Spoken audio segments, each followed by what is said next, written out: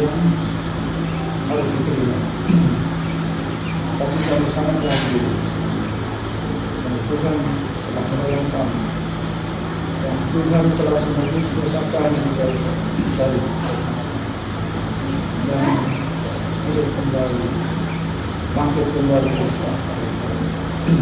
surga, dan tetap mengasihi kami dari dulu sampai sekarang. Kami akan berusaha menjaga semua sebaiknya, dan kami harus semangat untuk menjaga Tuhan dengan bersama dengan Tuhan juga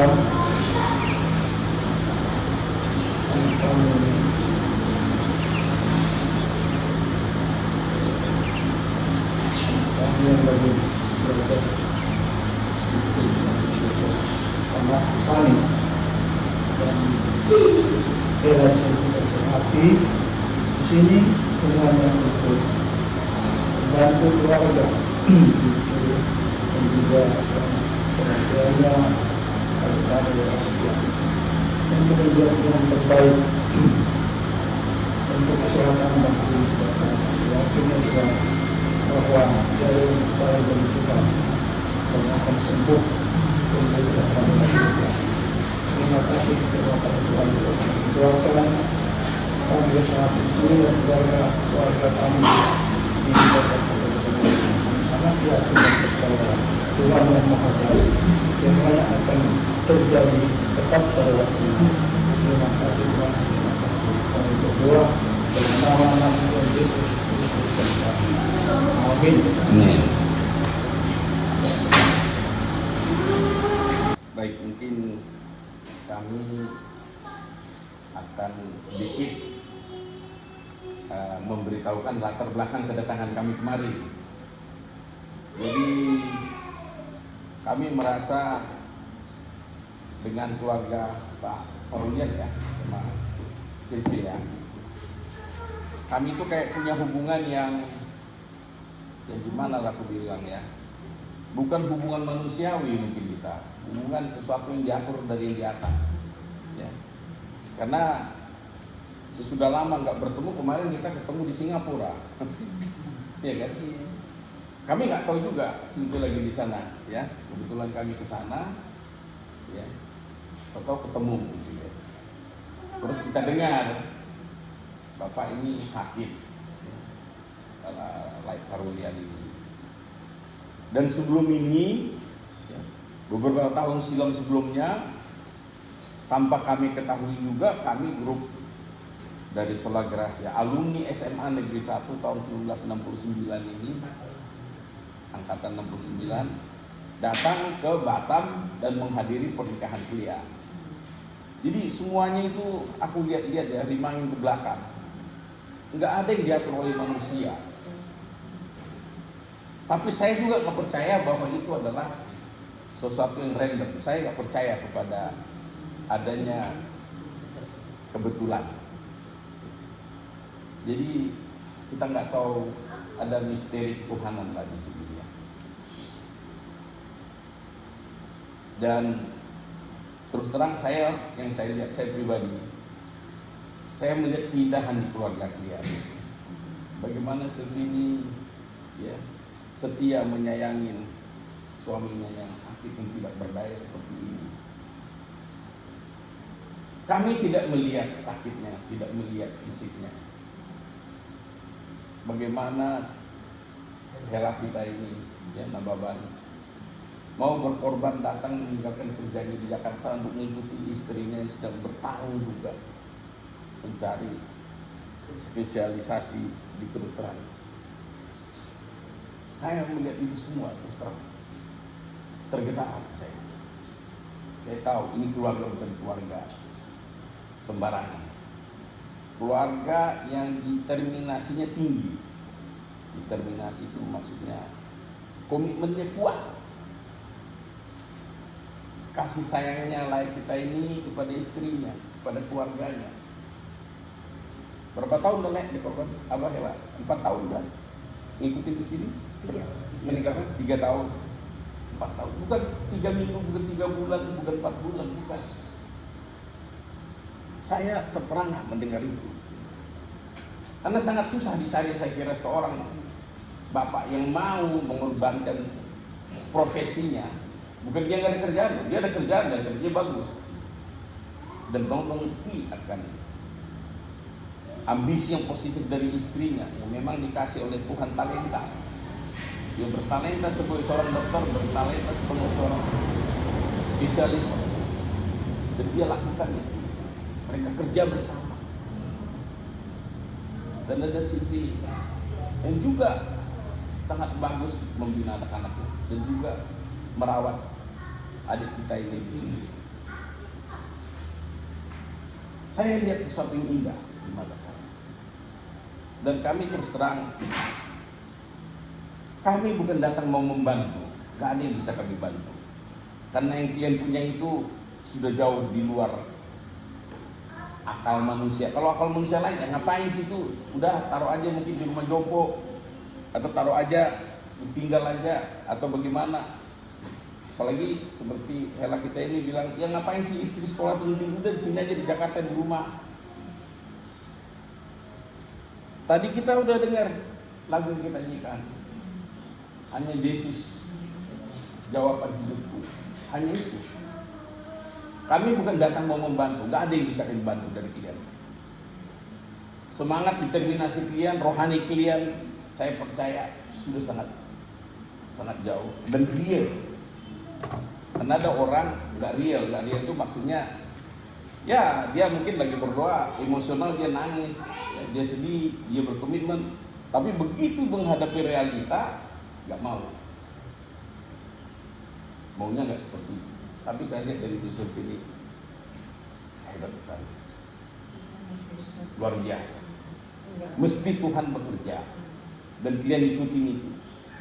Dan anak menantu semua mau juga ngikut. Saya harapkan juga cucu-cucu akan ngikut.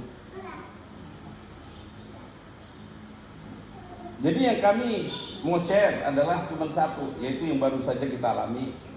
Kita baru saja, kami dengan kawan-kawan ini merayakan Easter. Easter itu adalah kebangkitan Kristus Yesus dari kematian. Dia hidup kembali. Ya. Kalau berkenan kita mengambil suatu ayat dari Korintus 1 Korintus 15.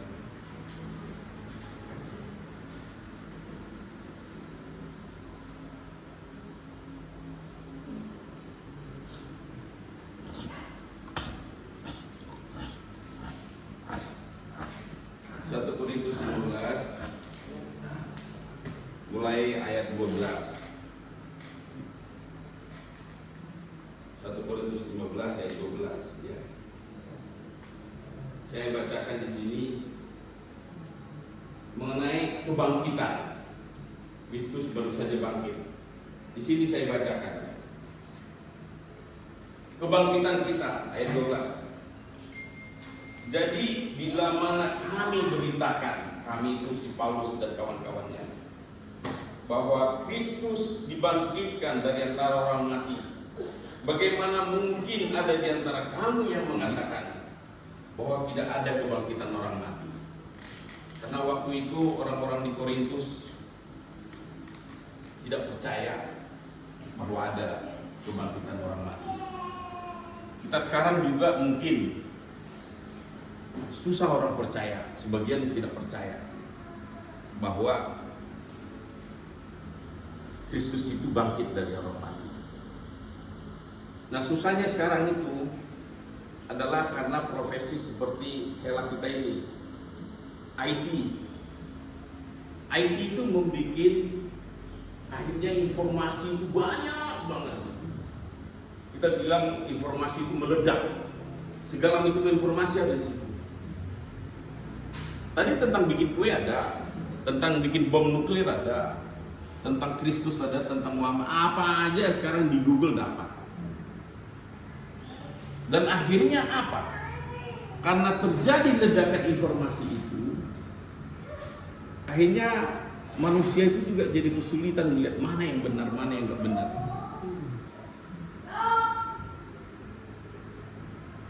Kalau si Hitler bilang, Hitler ajarannya gini, kita bilangin aja dia itu terus-terusan demikian, nanti jadi itu yang benar. Misalnya saya bilang, orang Yahudi itu adalah harus dibunuh dan udah pantas dibunuh dan ini begini-begini, terus saja diindoktrinasi. Lama-lama orang akan percaya bahwa memang orang Yahudi itu sudah wajar untuk disembelih. Jadi kebenaran itu adalah karena diindoktrinasikan. Kalau anak kecil dari tetangga kita bilang orang Kristen itu adalah kafir dan harus dimusuhin, dari bayi dari keadaan seperti itu bisa jadi begitu. Itu menjadi kebenaran. Sedemikian banyaknya informasi. Terutama kita balik lagi tentang informasi bahwa Kristus bangkit. Karena kalau kita lihat, kita ikutin ini panjang nih ayat ini. Tetapi di ayat ini sebenarnya si Paulus itu bilang, kalau tidak ada kebangkitan orang mati, maka Kristus juga tidak dibangkitkan. Ayat 13 itu ya. Terus ayat 14 ya. Jadi kalau nggak ada yang bangkit orang mati, Kristus juga nggak bangkit. Kenapa? Karena Kristus itu truly man, truly God, ya kan? Dia man and God, ya kan? Tetapi andai kata Kristus tidak dibangkitkan, maka sia-sialah pemberitaan kami dan sia-sialah juga kepercayaan kamu. Maksudnya gini, maksudnya di kita sekarang ini ada beberapa agama mayoritas.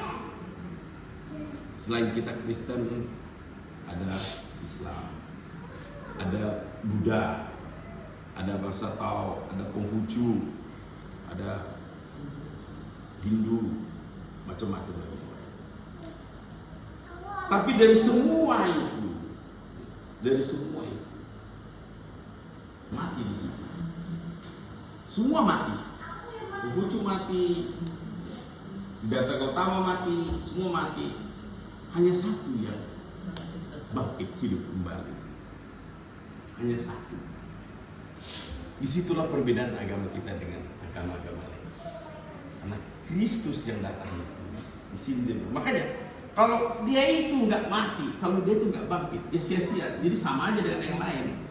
Kalau sama aja dengan yang lain, ya berarti ending daripada semua kehidupan kita ini adalah di peti mati. Setelah selesai peti mati, kita jadi tanah, ya kita is nothing. Tetapi di sini sebenarnya kalau kita baca ini, si Paulus ingin berbicara kepada orang Korintus bahwa ada kehidupan di balik daripada peti mati. Kehidupan sesudah mati. Kenapa demikian? Karena Kristus bangkit. Harus melalui kematian. Kenapa demikian? Karena ada disebutkan di ayat di Yohanes ya, bahwa saya baca sebentar. Buah itu harus mati dulu, baru dia pecah, baru dia bisa berbuah. Kalau nggak salah di Yohanes 12 nanti dilihat. Karena buah itu harus mati dulu, baru dia berbuah, baru dia bertumbuh, tumbuh tunas baru. Karena kalau buah itu tidak mati, tidak tumbuh tunas baru. Jadi di sini disebutkan bahwa tadi lebih daripada itu ayat 15. Kami ternyata kalau kami berdusta. Jadi kalau yang diceritakan ini bahwa Yesus hidup balik itu adalah koyok-koyok aja, bohong aja. Berdusta kepada Allah bahwa Allah telah membangkitkan Kristus. Andai kata benar, maka orang mati tidak akan dibangkitkan. Itu dibilang ayat 15. Sebab jika benar orang mati tidak dibangkitkan, maka Kristus juga tidak dibangkitkan. Dan jika Kristus ayat 17 tidak dibangkitkan, maka sia-sialah kepercayaan kamu dan kamu masih hidup dalam dosamu. Jadi ini caranya si Paulus itu adalah, gue bilang ya, Kristus itu bangkit kembali, tapi lu gak percaya, oke, kamu gak percaya, gue ikutin sekarang. Kalau lu gak percaya itu gini ya, kan lu gak percaya Kristus bangkit, kan lu gak percaya bahwa ada kehidupan kembali, kan lu gak percaya, berarti sia-sia agamamu. Berarti begini, berarti kamu percuma percaya. Berarti begini, dibilang sama dia, diikuti cara, diterusin gitu. Endingnya, caranya si Paulus memberikan di sini. Ya, karena demikian ayat 18, binasa juga orang-orang yang mati dalam Kristus. Kalau memang Kristus nggak bangkit lagi, meskipun kita percaya Kristus ya, berarti kita binasa juga dong. Itu katanya si Paulus di sini. Jikalau kita hanya dalam hidup ini saja menaruh pengharapan pada Kristus, artinya waktu kita kayak sekarang ini. Cuman sekarang ini aja kita percaya sama Kristus. Ya, ayat 19. Maka kita adalah orang-orang yang paling malang dari segala manusia. Maksudnya gini. Kita sekarang misalnya apa? Kita tahu ada Torah, dilarang membunuh, dilarang mencuri, dilarang. Kenapa sih kita lakukan itu di hidup ini? Ya, enak juga suruh mencuri, ngambil orang-orang kan? Banyak yang enak-enak dilarang di sini. Kenapa kita tidak lakukan? Karena kita sebenarnya ada pemikiran kita sesudah kita mengalami kehidupan, mengalami kematian, ada kehidupan yang lain. Di situ akan terjadi judgment, akan terjadi pengadilan. Makanya kita ikuti hukum itu. Nah kalau nggak ada itu, ngapain kita baik? Manusia ini akan jadi ganas, menjadi brutal kalau nggak tahu yang jadi pemikiran di benak kita ini, bahwa nanti akan ada penghukuman. Kita berani melawan orang tua, kita berani melawan siapanya, kita berani membunuh siapanya, kita berani ambil harta siapanya. Tapi di sini dibilang, ya, jika kita hanya dalam hidup ini saja mengenal pengharapan pada Kristus, itu maksudnya dia. Cuma lagi hidup ini aja, udah mati nanti enggak. Padahal bukan gitu. Kenapa? Kita melihat ya, kita lihat. Ya, baca Lukas 20 ayat 37, 38. Lukas 20 ayat 37 dan 38. Ini adalah tentang semak duri terbakar dilihat oleh Musa. Musa waktu sudah usia 80 tahun, jalan-jalan ke bukit, menggembalakan dombanya. Tiba-tiba dia melihat ada api di semak-semak. Tapi apinya besar, semaknya nggak terbakar. Sehingga si Musa menjadi kurios, jadi pengen tahu kenapa itu. Akhirnya dia mendekat. Nah sesudah dia mendekat, ayat Lukas ini, si Lukas cerita tentang ini peristiwanya sebenarnya di Keluaran ini kita baca. Ini diulangin oleh Lukas 37. Tentang bangkitnya orang-orang mati, Musa telah memberitahukannya dalam nas tentang semak duri, di mana Tuhan disebut Allah Abraham, Allah Ishak dan Allah Yakub. Jadi ketika Musa bertemu dengan Allah di semak-semak itu, ya kan? Tuhan memperkenalkan dirinya kepada si Musa. Aku ini adalah Allah Abraham, Allah Ishak dan Allah Yakub. Yang pada ketika zamannya Musa mereka itu semua udah mati. Jadi Tuhan sendiri memperkenalkan, aku ini Tuhan dari orang mati itu.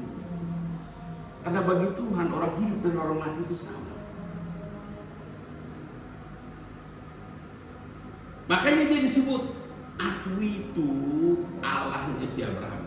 Gak mungkin disebutkan si Abraham ini kalau sudah mati, sudah ini, gak disebutkannya. Dia perkenalkan identitasnya kepada Musa. Ini disebutkan di Lukas ini. Ya. Allah memperkenalkan Tuhan sebut Allah Abraham, Allah Ishak dan Allah Yakub. Ayat 38. Ia bukan Allah orang mati, melainkan Allah orang hidup. Sebab di hadapan Dia semua orang hidup. Jadi kita bilang mati, hidup, mati. Di hadapan Allah semua orang yang pernah hidup akan hidup selamanya. Cuma nanti gendangnya ada dua. Hidup di mana? Bersama Allah di surga, atau hidup di neraka selama-lamanya. Orang yang di neraka juga bukan mati, dia akan selama-lamanya menderita. Enak banget dia kalau udah di neraka terus jadi mati, selesai urusannya. Enggak. You have to suffer forever and ever. Semua orang yang sudah pernah hidup akan hidup selama-lamanya. Itu yang dimaksud di sini. Nanti coba dilihat ya, kita nggak punya waktu sekarang baca kitab Job. Job itu bahasa Ayub. Di situ disebutkan Ayub itu orang yang berkenan kepada Tuhan. Cuma dicobai oleh si iblis, diperkenankan Tuhan. Dia itu orang kaya. Disebutkan di situ, hartanya sekian, ya, beri-berinya sekian, ya, lembunya sekian, dombanya sekian, sekian ribu, anaknya 10. Terus oleh si Tuhan bilang kepada dia, iblis, kau boleh cobain dia, tapi jangan kau sentuh jiwanya. Setelah kita ikutin nanti, si Ayub selesai, lulus dari semua cobaan karena dia tetap setia kepada Tuhan. Tuhan janji sama dia, semua hartamu, semua milikmu yang pernah kau miliki, aku akan lipat duakan. Bayangkan dalam satu hari pernah, itu ngeri itu si Ayub. Satu hari 10 anaknya meninggal. Saya kira kalau kita punya anak 10 meninggal, menyediakan peti matinya udah susah kan. Bagaimana si Ayub menderita? Dalam satu hari yang sama, semua hartanya ludes, semua anaknya ludes, tinggal dia sendiri. Istrinya pun memaki-maki dia, bilang dia, masuk puji-puji kau Tuhan lagi. Pada akhir dari kitab Ayub, lihat nanti. Saya nggak sabaran lihatnya kitab Ayub itu ya, iseng aja lihat dulu lah. Semua jumlahnya itu kalau dibaca itu dilipat 2. Biri-birinya, lembunya. Kalau kalikan deh, angkanya kali 2. Semua kali 2. Tetapi anaknya yang 10 yang hilang, dia dapat lagi anak yang 10. Pertanyaan, kenapa nggak dilipat 2? Kenapa dombanya dilipat 2, biri-birinya dilipat 2, hartanya yang lain dilipat 2, ternaknya dilipat 2, anaknya mati 10, dapat lagi dia 10. Kenapa nggak dilipat 2? Nggak disebutkan, tapi saya dan para ahli menunjukkan karena bagi Tuhan yang 10 pertama mati, bukan mati, hidup, tapi sudah bersama Tuhan. Ini dikasih lagi 10, jadi 10 tambah 10, 20. Jadi menjumlahkan hewan ternak dengan menjumlahkan manusia itu tidak sama. Ada transenden, ada kehidupan sesudah mati, hanya diberikan kepada manusia, tidak kepada makhluk-makhluk lain. Nah, itu yang dimaksudkan oleh si Paulus di sini kepada jemaat di Korintus, karena mereka tidak percaya kepada Kristus yang lahir, yang bangkit kembali. Nah, jadi ya pertama kita lihat Kristus mati, tapi jangan salah loh. Waktu Kristus inkarnasi ke dunia ini, kalau bahasa Inggrisnya dibilang He is truly man, He is truly God. Jadi truly man, truly God. Jadi bukan karena dia manusia terus godisnya itu hilang, enggak. Karena begini. Allah kita itu Tritunggal, ya kan? Tritunggal itu tetap ada, bukan karena waktu Yesus turun ke dunia terus jadi tinggal Tritunggal, enggak. Tetap Tritunggal kan. Cuman dia yang satu lagi inkarnasi menjadi manusia, wujudnya wujud manusia. Allah memberikan tubuh kepada dia. Kenapa dia diberikan tubuh? Karena satu-satunya cara untuk menolong manusia yang berdosa itu, Tuhan udah kasih tahu kan, untuk menolong dosa manusia itu adalah domba-domba ada lembu dijadikan kurban. Tapi itu tiap tahun bikin dosa lagi, korban lagi, bikin dosa lagi, korban lagi. Karena lembu itu ya mampunya segitu saja, nggak bisa dia menghapuskan keseluruhan. Tapi ketika orang yang tidak berdosa datang dan dia menjadi domba Allah dan dia mati menjadi kurban, semua dosa-dosa itu dihapuskan. Dosa masa lalu, dosa sekarang, dosa masa depan, past tense, present, and future. Banyak orang nggak percaya Yesus itu bangkit dari kematian. Karena kenapa? Kalau orang buka kematian, penciptaan Tuhan hari pertama, hari kedua, hari ketiga di kitab Kejadian itu nggak ada cerita kematian. Yang mati itu nggak ada. Tuhan hanya ingatkan, jangan kau makan buah itu, kalau kau makan itu mati. Tapi Tuhan tidak ciptakan mati. Mati itu datang waktu dosa masuk. Jadi dosa lawannya padanannya ada kematian. Nah Kristus, karena meskipun dia inkarnasi sebagai manusia, tapi dia nggak berdosa. Jadi waktu dia ditanam, disalibkan, dia apa itu? Ya. Tubuhnya aja yang masuk ke itu, mana namanya? Ke kubur. Rohnya udah bersama Tuhan. Itu disebutkan. Di Ibrani disebutkan, dia langsung pergi ke tanah Allah Bapa dan di sana diterima. Tubuhnya tinggal di situ. Nah tubuhnya itu nggak bisa lama di situ. Kenapa? Karena si kuasa maut nggak bisa. Ini nggak berdosa, nggak bisa. Orang nggak ada dosanya, udah dibilang deh. Upah dosa adalah maut. Kita lihat di mana itu? Itu bukan kalimat saya ya. Kisah Para Rasul 2 ayat 24. Tetapi Allah membangkitkan dia dengan melepaskan dia dari sengsara maut. Jadi waktu dia udah dikubur itu, ya, di kuburannya si apa namanya, Yusuf Arimatea. Ya. Yusuf Arimatea itu punya makam masih bagus, masih baru, brand new. Di situ dikuburkan. Tapi di sini ditaruh dia 24 nih, Kisah Rasul 2:24. Tetapi Allah membangkitkan dia dengan melepaskan dia dari sengsara maut. Jadi datang pada hari ketiga itu, waktu malam pagi-pagi si Maria Magdalena dan kawan-kawannya datang ke kuburan sebelumnya. Di sini dikasih Allah membangkitkan dia dengan melepaskan dia dari sengsara maut. Kenapa Allah datang? Dikasih tahu karena tidak mungkin ia tetap berada dalam kuasa maut itu. Ya karena dia nggak berdosa. Allah itu juga fair. Allah yang datang, dia lepaskan belenggunya, dia lepaskan semuanya, dia lepaskan semua. Karena tidak mungkin ia tetap berada dalam kuasa maut, karena dia tidak berdosa. Makanya dia mau. Nah, kisah bangkitnya Yesus itu kita rayakan kemarin waktu Easter. Tapi lihat, ini bukan hanya kisah tentang Kristus yang bangkit. Karena Kristus yang bangkit ini adalah orang yang mewakili kita segenap orang-orang yang percaya. Semua orang percaya itu diwakili oleh dia. Ini di mana kita lihat ini? Kita lihat ini di Kisah Para Rasul tadi.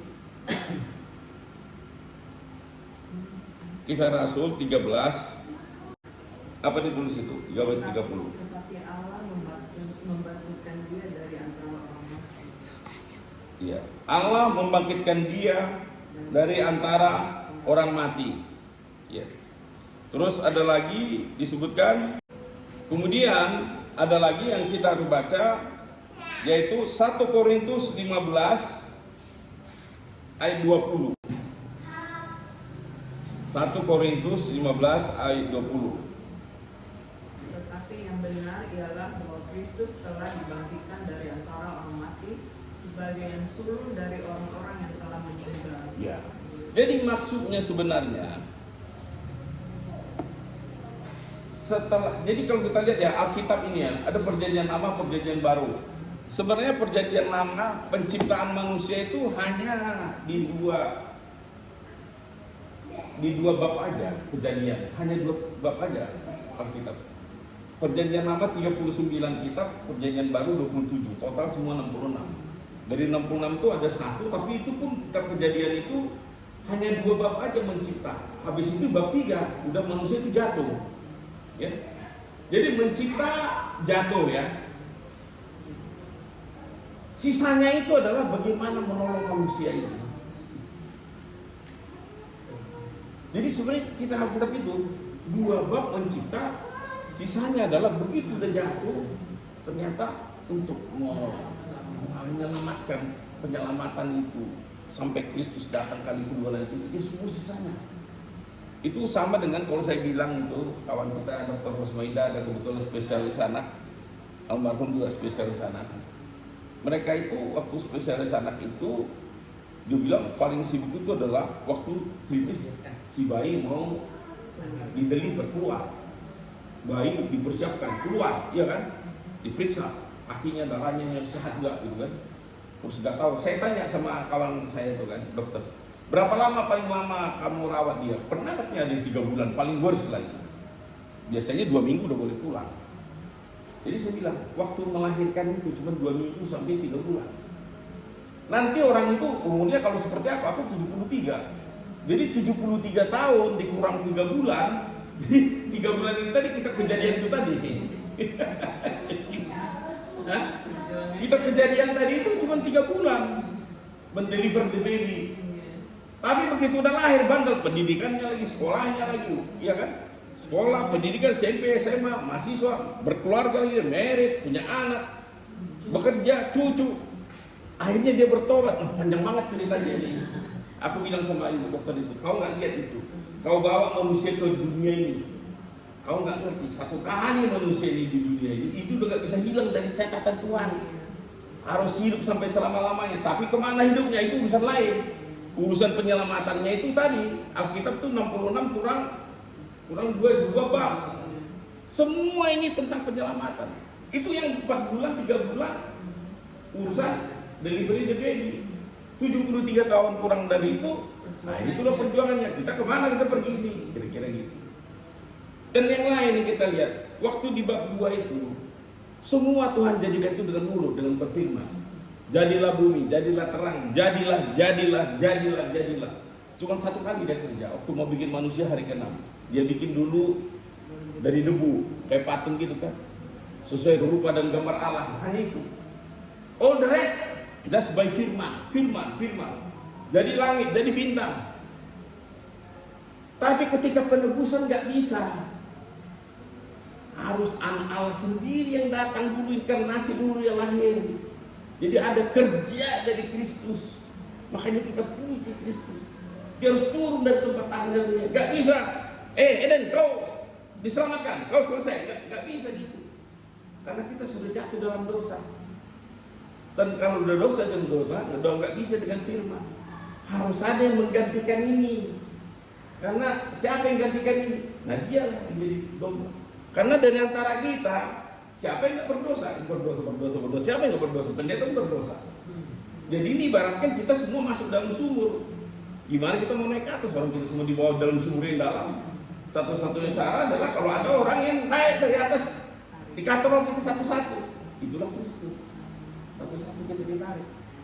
Jadi terpaksa dia, Allah Bapa yang merencanakan, Kristus yang menjalankan. Tidak ada kepaksaan bahwa Kristus harus nurut sama Allah Bapa. Enggak. Cuman karena kasihnya sama dia, kasihnya sama kita, mau dia lakukan itu. Dia turun ke dunia ini, inkarnasi jadi manusia. Lahir di Bethlehem. Udah lahir di Bethlehem malah mau dibunuh sama Herodes. Karena mereka tahu dari awal, inilah yang nanti yang mengalahkan si iblis. Si iblis langsung kenal kan. Kita manusia, orang anu nggak kenal. Herodes nggak tahu di mana lahirnya itu.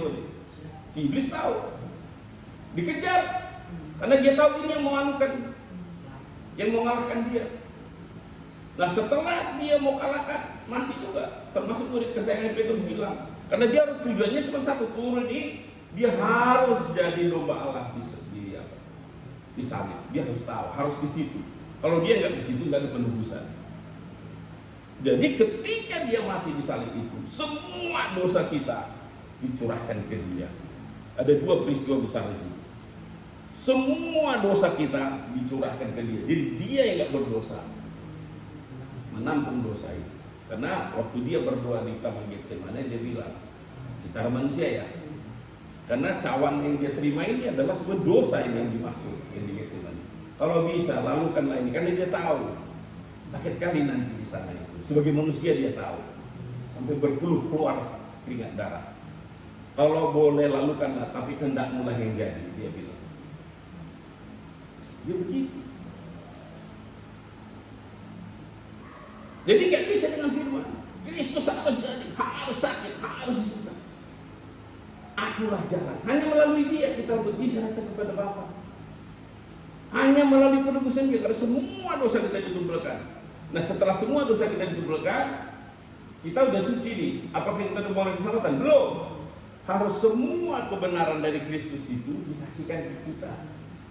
Itulah tugas Roh Kudus. Diberikan kita kebenaran daripada Kristus. Makanya ada dua kali terjadi imputation, bukan amputasi ya, imputation. Ya. Jadi ibarat nih, rapotnya Kristus yang konten 10-10 itu, kita kan ujian nih, matematika, fisika, bahasa Indonesia, ini rapot kita jelek, nggak lulus. Kristus punya rapot semuanya A. Ini Sonita pakai rapot ini. Oke, pakai rapot ini. Eden pakai rapot ini. Bisa pakai rapot ini. Dengan rapot ini kamu dilihat Allah Bapa, kamu lulus. Jadi kamu lulus, kamu dibenarkan bukan karena kamu baik, karena Kristus bilang ini pilihanku. Dibenarkannya kita, itu yang disebutkan. Itu beda kita dengan Katolik ini. Kalau di Katolik kita harus berbuat suci dulu, kita kerja keras dulu, menjadi suci, makin lama makin suci makin, tapi nggak mungkin kan di dalam kita dibalik, dibenarkan dulu oleh Kristus. Begitu cepat satu juga, kau percaya sama aku, kita percaya bahwa Kristus mati di salib untuk menebus dosa itu kita percaya, dia kasih kita ini sertifikat, sehingga kita istilahnya itu semua dosa kita ditutupkan dengan jubahnya. Jadi di dalam Allah Bapa itu adalah jubah dengan darah Kristus. Jadi di sini yang kita mau sampaikan, kita sangat bersuka cita bahwa minggu kemarin kita telah melampaui masa kebangkitan Kristus. Karena disitulah tadi dia menjadi yang sulung.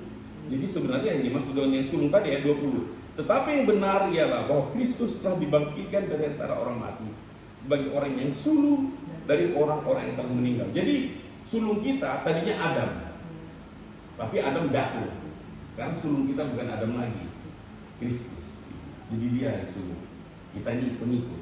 Makanya karena dia mati, kita juga harus mati. Gak bisa kita nggak mau mati tapi mau ke Kristus, gak bisa. Karena tadi dia bilang, tunas itu kalau mau biji itu kalau mau berbuah itu adalah harus mati dulu baru bertunas banyak lagi, berbuah lebat. Tapi di dalam Kristus. Jadi kita nanti kalau kita sudah bangkit kembali bersama Kristus, sudah melampaui kematian itu, kita akan diberikan tubuh berkemuliaan seperti yang dia punyai. Dia tunjukkan ke kita. Karena tubuh kemuliaan kita nggak tahu gimana, tapi yang kita lihat bisa orang di ruang semua ditutup itu, tapi Kristus bisa masuk. Dia bisa murid-murid bilang, aku ketemu kamu di Galilea, tetap murid di sini, tahu dia di Galilea. Gitu. Kristus menunjukkan yang kayak gini nanti yang punya. Karena tubuh kita yang kayak gini, naik ke atas tinggi dikit aja, oksigen udah pengap-pengap kan. Ini tubuh kita ini enggak suitable ini, enggak matching ini dengan di sorga. Kita nanti akan diganti. Nah, caranya diganti apa? Yang ini binasa ini. Kita akan beroleh tubuh yang berkemuliaan sama seperti Kristus, makanya dia bangkit.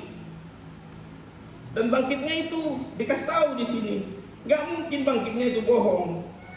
Karena kenapa? Yang melihat dia bangkit itu banyak. Ada banyak orang melihat dia, bukan cuma dia sendiri, ya kan? Coba kita lihat, misalnya di 1 Korintus berapa tadi? 15.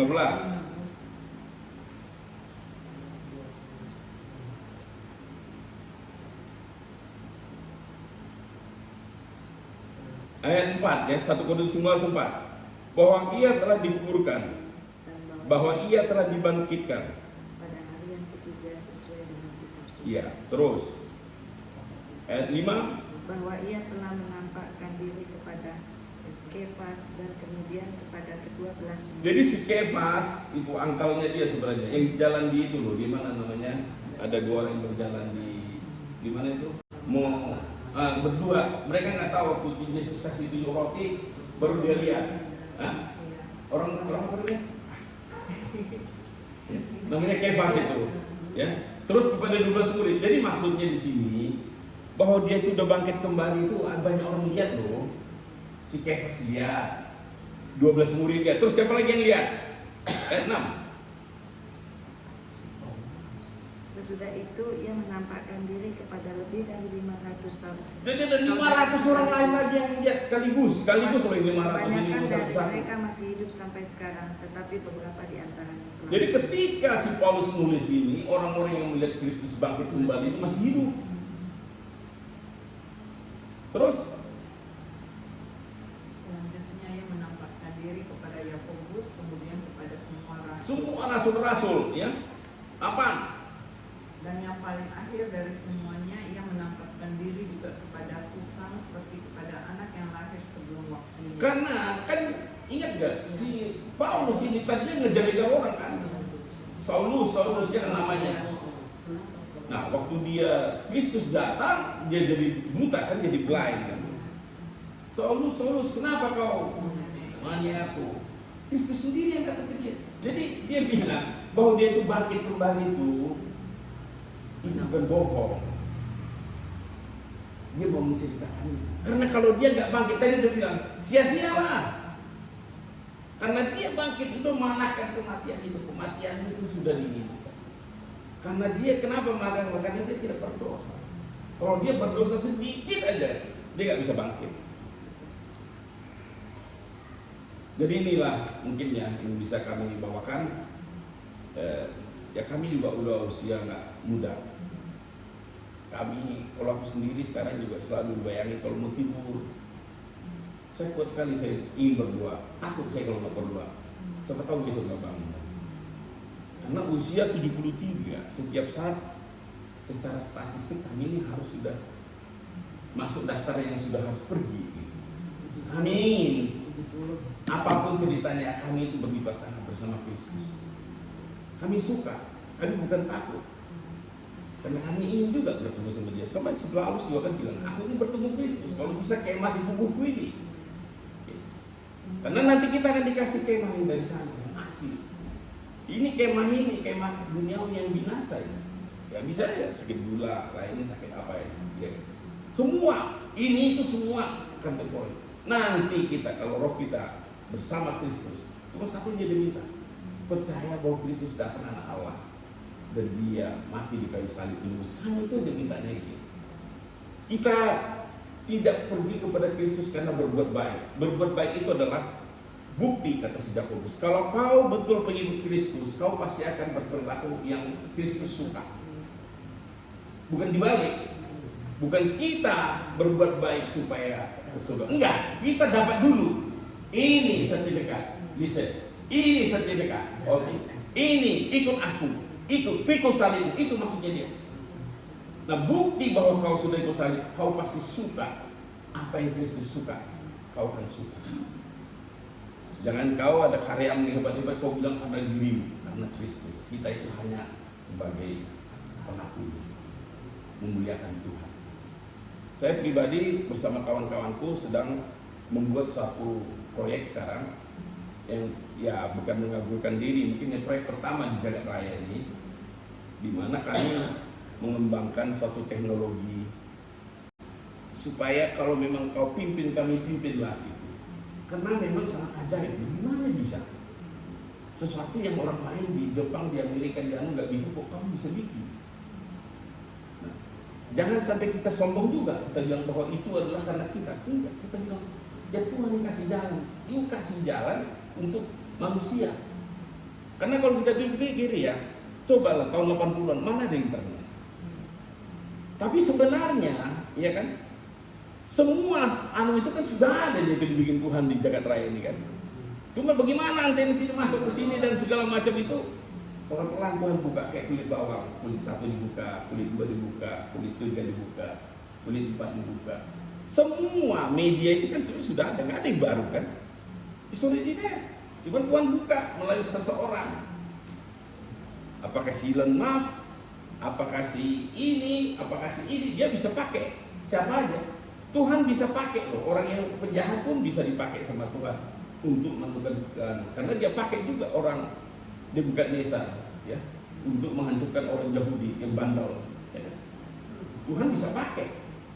Tuhan bisa pakai juga si Cina ya yang komunis bisa untuk membuka itu. Sekarang kita kalau nggak ada handphone ketinggalan di rumah terus kita jalan, wow, kebirit-birit kita tanpa kita sadar. Kita itu sudah menjadi sudah jadi apa kita? Cyborg. Cyborg itu manusia, kita manusia tapi kita yuk kerja sama ini. Jadi kalau saya ditanya, teleponnya Alti, mana mungkin saya tahu lagi nomor teleponnya. Pencet sini keluar. Dulu sekali apa? Sekarang kemampuan menghafal itu hilang. Ini memori dihitung sama yang lain. Tapi tambahnya saya nggak bisa. Jadi saya dengan ini bukan sekedar handphone lagi. Ini sebenarnya sudah kayak sebagian dari tubuhku, sebagian dari diriku. Ya, ini bukan cuma sekedar handphone, iPhone apa. Tanpa ini kita, udah bingung kita. Tadi aja mereka ini jalan, ya di rest area. HP ku tinggal di mobil kan. Nomor satu orang ini saya jualan dari ujung sana sampai ujung sini. Ya karena nggak lagi mobil tuh ada ribuan di rest area itu. Udah kemana lagi? Nggak bawa handphone. Syukur kali aku tidak pernah langsung aku rasa lega. Itu cuma sederhana doang itu. Hanya cerita di rest area ketinggalan Bu. Benar, jadian. Jadi ya itulah ya semua yang kita punya itu kemuliaan untuk Tuhan. Jadi seperti ini juga. Ya sedih kita melihat. Paling sedih itu adalah saya paling pernah saya sedih saya adalah waktu mama saya meninggal tahun 2013. Mamaku meninggal umur 96. Sedih banget, lama saya nggak bisa. Saya sedih juga waktu suaminya meninggal, sahabat-sahabatku dari SMA. Nggak bisa tidur saya. Udah aneh apa ya. Ketika sahabat kita itu meninggal, orang yang dekat dengan kita meninggal, sangat sedih. Apalagi ya mamaku kurus ya. Tapi masih ada rasanya yang pengen lagi mau tunjukkan ke dia ketika yang belum sepenuhnya kita konsumsi cinta ini, kita nikmati. Tetap dia pergi sedih. Tapi lama-lama kita sadar dia telah bersama Tuhan. Tuhan itu cinta dari Tuhan kepada dia jauh lebih gede, besar apapun cinta kita ke dia. Nanti saya akan berpikir nanti kalau aku meninggal pertama aku cari itu kan mama aku cari dulu di mana dia ya kan. Baru aku cari kan si Paulus, ya, si Yohanes, ya, yang lain. Karena katanya kan roh orang-orang suci berkumpul bersama. Ya akan terjadi kiamat sampai jumlahnya genap. Nah, kita nggak tahu kapan tuh jumlahnya genap. Itu ditulis Wahyu. Sampai jumlahnya genap. Itu yang kita ingat. Jadi apapun yang dihadapi oleh lain kita kerugian ini adalah cara Tuhan. Ini semua tubuh ini, ya, ikon tinggal loh Musa.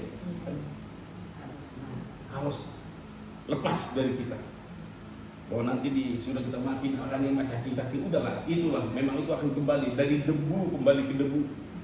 Tapi roh kita akan langsung pada ketika itu juga bersama-sama dengan Kristus sampai dia nanti datang kepada kita. Jadi ini adalah kalian mengekspresikan kasih sayang kalian kepada lain kita ini. Ya. Kristus kasih cinta dari mulai kecil. Sekarang kalian memberikan kasih itu kepada lingkungan kalian, kepada anak cucu, kepada suami, kepada menantu, kepada mertua dan sebagainya. Cinta kasih itu. Allah Tritunggal yang kita sembah adalah kasih. Itu hanya bisa apabila Allah kita itu bukan single. Jadi gini maksudnya. Pertanyaannya, kan kalau kau buka kitab Kejadian 1 ayat 1. Dimulai Allah mencipta langit dan bumi dan pada mulanya Pertanyaan, sebelum pada mulanya itu ngapain itu bertiga mereka kerjasamanya? Tuhan ngapain? Hah? Gelap. Hah? Bertiga kan mereka kan? Merancang. Kalau Allah Tritunggal, yang susah kalau Allah-Allahnya itu menurut dia sendirian di situ. Ya kan? Misalnya, nah kalau dia sendirian, mungkin takut dia, aku ciptakan manusia katanya kan?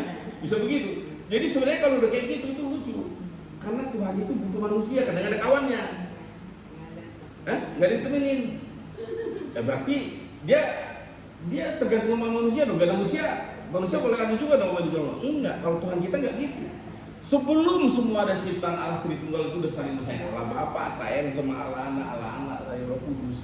Mau ada nggak ada ini terserah. Pokoknya itu udah saling menyayangi. Makanya Allah kita itu sebelum ada ciptaan itu semuanya sebelum ada Dia.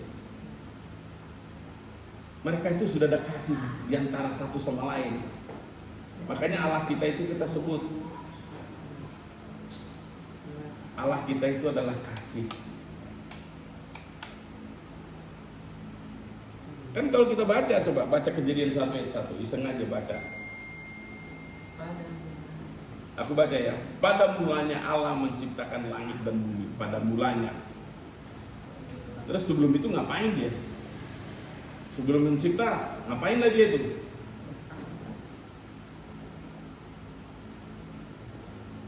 Terus, iya kan? Jadi ada pada mulanya. At the beginning, God created heaven and earth, katanya kan? Sebelumnya ngapain Dia bertiga itu? Allah Tritunggal kita percaya kan? Ya mereka aja bertiga. Allah Bapa, Allah Anak, Allah Roh Kudus. Sebenarnya Dia nggak perlu juga mencipta. Tapi kalau sendirian di situ, kalau si waktu ini misalnya jadi Tuhan, tapi dia sendirian, udah saya langsung dicipta aja banyak-banyak itu. Bikin ini ya kan? Iya kan? Loh, karena ya ngapain dia sendiri di situ sendiri bengong? Nggak punya ininya. Makanya dia nggak bisa, karena kalau kita bilang kasih itu harus dilihat dari satu, kan nggak bisa sendiri. Ya masa sendiri? Gimana kasih? More than one, harus plural. Ya kan? Adam dan Hawa. Makanya Allah Tritunggal itu ada nggak ada pun Dia nggak butuh kita. Dia mencipta ini ya Dia cipta aja, ya sih, bukan karena kebutuhan. Tapi kalau Dia sendiri monoteisme, pasti Dia mencipta itu karena kesepian, lonely. Sendirian dia di atas sana. Siapa yang menyembah aku gitu ya tadi. Saya nggak tahu kalian bagaimana melihat Allah ya. Kalau saya melihat Allah itu katanya yang dibaca ini, itu seolah-olah itu akuarium ada ikan kan, ada air, untuk ikan berenang sana sini. Tapi Allah itu sendiri nggak di dalam akuarium itu, dia lihat, ya kan? Dia di luar akuarium, ya kan? Nah, jadi begitu Allah melihat ini kan di luar daripada dimensi itu. Dia lihat, oh sini ikan ini nakal, ini gigit ini, gitu dia lihat. Seolah-olah ya, untuk simpel anunya. Nah, di sini baru ayat 2 juga kan. Pada mulanya Allah mencipta langit dan bumi, baru ayat 2. Bumi belum berbentuk dan kosong. Gelap gulita menutupi samudera raya. Dan roh Allah melayang-layang di atas permukaan air. Jadi lihat ini ya, waktu pertama kali itu bumi belum berbentuk, kosong, gelap gulita, gelap ada samudera. Tapi Roh Kudus melayang-layang di atas permukaan air. Kenapa Roh Kudus datang ke situ? Karena Kristus mau datang ke situ. Perhatikan ya. Di mana Kristus mau datang, di situ Roh Kudus datang dulu. Jadi di sini jelas. Bumi belum berbentuk, kosong, gelap gulita menutupi samudera. Roh Allah melayang-layang di atasnya. Waktu malaikat Gabriel datang kepada Maria memberitahu, ya kan, bahwa Hawa akan mengandung dari apa? Dari Roh Tuhan. Roh Tuhan dulu datang ke dalam kandungannya si Maria, baru tempat Kristus lahir. Jadi kemana? Begitulah yang kita lihat dari cara kerja Allah Tritunggal ini. Kemana ini pergi ke situ? Roh Tuhan itu datang. Roh Kudus dengan Kristus. Tidak ada Roh Kudus itu memberikan sesuatu yang baru yang dengan Allah Kristus itu terpisah. Mau lihat lagi? Iya boleh ya. Coba dilihat Matius 4. Matius 4 coba. Ayat 1. Ini adalah tentang percobaan di padang gurun. Jadi setelah Tuhan Yesus berusia 30 tahun, karena sesuai praktisi orang-orang Yahudi, dia datang, dia dibaptiskan di Sungai Yordan oleh Yohanes Pembaptis.